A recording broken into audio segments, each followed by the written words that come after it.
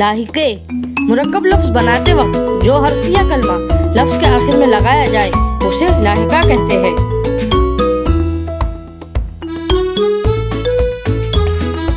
कदरदां, साइंसदां, सियासतदां, उर्दूदां, मिजाजदां,